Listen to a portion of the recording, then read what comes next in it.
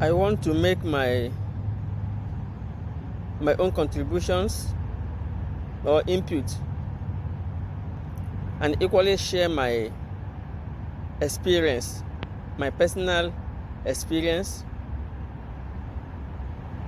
on something that's very important, but most at times we neglect them. There is something about education. In our schools, there are so many things that the lecturers or the teachers cannot teach us in the classroom while we are sitting before him. There are so many things. What we go there to do in the schools or in the classes is just to get an idea on how to get a particular knowledge of a particular thing or information. The teacher cannot sit you down and teach you every damn thing that you need to acquire yourself. They have always, after teaching, they will tell us, go home, elaborate the topic or the topics, then equip yourself by your own self-knowledge. How you found things you may find out yourself might be of no better help than what you learn in the class. Because most at times, we don't we don't find ourselves in a conducive environment of learning, like where we have everything it takes to get the whole knowledge instantly. We are limited to that. You're going to school, you have so many distractions within yourself, from the family, around you. Even in the classroom, there are so many distractions that cannot even allow you to get the whole knowledge of a particular topic. I want to talk about carefulness. I want to make my view, to let you know, to share my view on the word carefulness, what it means for me and how I understand it and experienced it also. I want you to know that carefulness is beyond what you know to be careful. When someone tells you, please be careful, or maybe your mother or your parent, your father, your friends, or anybody tells you, please be careful, what do you think what do you think the person is telling you? What do you think the person is actually saying to you?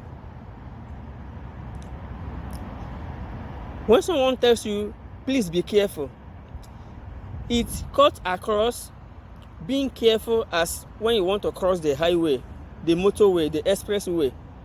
It is more than telling you, please look left and right, front and back before you cross the road. Being careful is more than that. That's what I want to tell you. When someone tells you, please be careful, when your mother tells you, please be careful, my son or my child, it is more than being careful not to get poisoned. You're going to a friend's house and she tells you, your mother tells you, be careful please as you're going there. It is more than being careful not to get poisoned, either by food or by drugs or anything. It is more than that. And that is why I'm here this evening to let you know my own experience, to share my experience with you. Things to avoid or things to include in those things you already know to make you being careful, to make you be conscious. Because being careful means being conscious, being absolute conscious. That is being careful. Because if you're careful, maybe if you can watch the road, your eyes are always open. Even the blind can cross the road. You know that? The blind most of the times can cross the highway without anybody leading them. I have seen that. A blind can make his food. A blind can go to market for shopping. A blind can wash clothes. A blind can do anything Even craft, most of the times they do weaving, they write, they teach, they play music and all that. So being careful is more than having your two eyes open. It includes having your two eyes open, your ears open, being conscious. I mean, every faculty of yourself every faculty of your life or yourself is alert. Is at alert. That is being careful. Even at least at the level of 85 to 95% to 90%. That is when you're careful. When every faculty of yourself is there, intact, every time, anytime, and anywhere. So I want to tell us the things we were to add to what we already know, as I said before. You see, when something is happening and you don't learn from what is happening, that is the worst ignorance ever. If you cannot learn from me, from what is happening to me, either positively or negatively, you can't learn from anybody. You can't learn from what is happening within the society or the environment where you're living. You cannot learn from there. It means you're relaxed and waiting when it will happen to you, be it negative things or positive things. And it has always been dangerous when it is negative. Once it gets to such person, it will automatically destroy that person, because he or she will have no escape route. You understand? So when we are told to be careful, it includes be careful with your friends, be careful with your in-laws, be careful with your neighbors, be careful with your environment, be careful with those you love so much.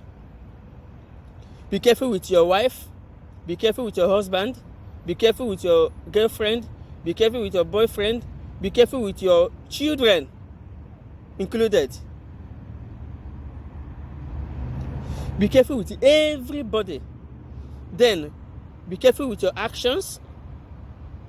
Be careful with your actions. Your movement, your attitude, your disposition, your exhibitions. You need to be careful. All these things together. When you have them all, even if you're not practicing all of them, if you have all of them, you understand all of them, then you're careful, you're conscious of your environment and your existence as well. You see, most of the times you will marry a beautiful wife, well-doing, good-mannered, well-trained, from a good family, from a good mother, home training. She has it all. But all of a sudden, this your wife will change. This your beautiful wife will change. This your well-to-do wife will change. You begin to wonder. You begin to wonder what is happening. You see why I mentioned this family member, why I include these family members and friends as people you have to be careful with. I didn't say avoid them. Don't misquote me. Being careful is a different thing from avoid these people. You can avoid people, and still cooperate with them. You understand? But identify yourself among them. Know that you are unique. You are on your own. Everybody is on his or her own, even in our family houses or family areas. Every person is on his or her own. So why the sudden change of this your well-mannered wife, or your well-mannered brother, or your mother you trusted so much, or your father you trusted so much, or your neighbor you counted on in the past? Why the sudden change of this your friends and your family members? Why did they change, like this, negatively, like this, all of a sudden? Do you know why? I will tell you why. Friends can change people by influence, by association. All this, we go to meetings, we meet friends, we meet different people every time in our life. We meet people in different areas from different cultures and all that. We meet greedy people that are greedy, people that can do anything to get what they want. They can take others' life. They can do any kind of thing to get what they want. We meet them. If you don't meet them directly, you meet them indirectly. If you don't meet them, your brother can meet them, your wife can meet them, your mother can meet them, your friends can meet them, your neighbors can meet them. Name them. They can meet any bad thing that you don't meet. You cannot meet. You avoided yourself. Another person can bring it to your house, to your household. What you don't bring to your house by yourself, anybody can bring it, because they have their own right of movement. You have your own right of movement. They have right to choose their friends, and you have right to choose your friend also. Okay, so that is why you're not 100% secured in your own house, even in your bed, right in your bedroom. Most of the times you will see people will go to bed at night to sleep and couldn't wake up next morning. The person will turn up to the person is gone. Turn up to a ghost. Somebody that you dine with at night, you drink with, and you finish everything, played with. The person went to bed to sleep. The next morning, he or she couldn't wake up. Why? And things like this kept on happening, happening every time. Your wife, friends can induce negativities in her. Why are you not making your hair? Are you the only woman married? Are you the only woman married? Why are you always tattered? You are not living a good life. You are not participating in a women's meeting. Why are you not coming to our meeting? Why are you not meeting up with? You come out, you meet with people, you meet with rich men, you meet with rich guys, and forget about that man that is always restraining you to a housewife level of a housewife. Why would you allow your husband to restrain you? Why would you allow your husband to do this and do that? Then your son can go to school and a friend will tell him, your father, you're not living well. You're not doing what you are doing. Look at, come, let us go and do this. Let us go and do that. This is how those things comes in to your family. Something you don't subscribe for, something you don't order for, they will come to your family. Without you knowing it, without you, going for them. So, and another channel of being careful is this. If you are the type that gives people money, or give money to people, or gives money to people, you need to be careful, because the good you did can turn against you and take your life. I have seen where a brother-in-law, that is you give your brother, you give money to your wife's brother, you give money to your brother-in-law. Maybe he needed money for a business or for whatever. You give money to your brother-in-law, that is your brother's wife, your wife's brother. Let's say maybe 5 million, 80 million, because this attitude comes in when the money is up to something.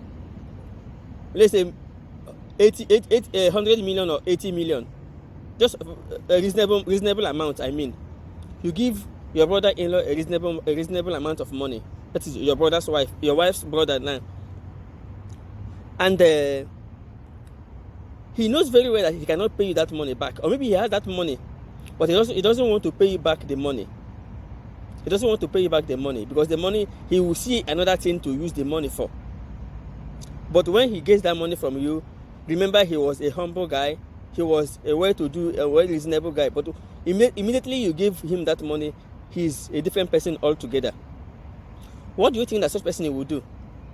Even he will plan it with your wife to poison you, to remove you from the surface of earth, so that nobody will talk about that money. Even when every member of your family is aware of that money. Your wife's brother can reason with your wife to remove you from this earth, just to make sure that money remains theirs forever. Do you know that? Or are you doubting me? You want to see it yourself? It is happening. It is happening. So, you need to be careful. I never say you should not do good to people. You should not be good to people. But you need to be careful. Things are happening. Your wife contaminate you. You contaminate your wife. Whatever you can do to your wife can do it to you. That is it. If your brother's wife, or if your wife's brother can terminate you because you gave them money for something to help their family, to pay you back later. If your wife's brother can do that, your own brother can also do it to your wife. So everybody needs to be careful. That's the message. Nobody is evil. God did not create anybody evil. Nobody is evil, but environment can change you. If environment can change you, it can change me. If environment can change me, it can change him, and it can change her. So nobody is a saint. Anybody can change at any given point in time. So you can also terminate my life if I give you a reasonable amount of money for a business and you don't want to pay the money back. If you are a greedy type, you don't want to pay the money back, you can terminate my life also, so that the money remains your own forever. That is why I also need to be careful. So what I'm saying is also, I'm also part of it. That is why I need to be careful before giving you money, because you can terminate my life, or you should be careful with me when you're giving me money, because I can terminate your life, vice versa. You can now link these practical examples to so many areas in life. Before you eat anything with anybody, before anybody eats anything with you, you need to be careful when you're giving out, and somebody need to be careful when he's receiving or taking in. So this is the picture of carefulness. Carefulness is not, don't fall from a tree, don't cross the road when the car is coming.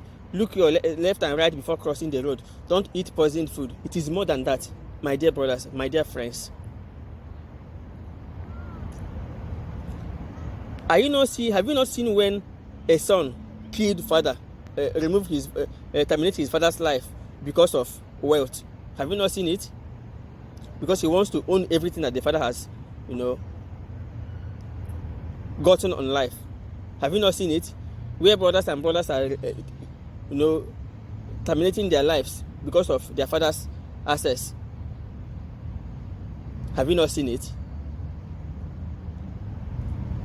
So life is very difficult. We make life difficult for ourselves because God made it right, but we recreated ourselves due to maybe the environment you find yourself, your peer groups, your influencers, and all that. Things has to change automatically from the normal process which nature have laid down for us. Because of needs and wants, greeds arise. So, if anybody is giving you food, or you're giving food to if you're giving anybody food, the person need to be careful with you. If anybody is giving you food, you need to be careful with that person. Sometimes people that you cannot reject their offer you things. You cannot reject their offer because maybe you're too close, or is your family member, or a precious person to you. You don't need to say no. Take the gift. Take the gift, then go take it home and think about it. You understand? Don't hurt anybody. Let nobody hurt you. But we need to be careful. We need to be careful. You have seen where people go to market, go to meeting, and leave their children with their neighbor, coming back and see all of them cold. they meet all the children, or one or two of them, code. Envy, jealousy, greed can lead people to do what Satan cannot do.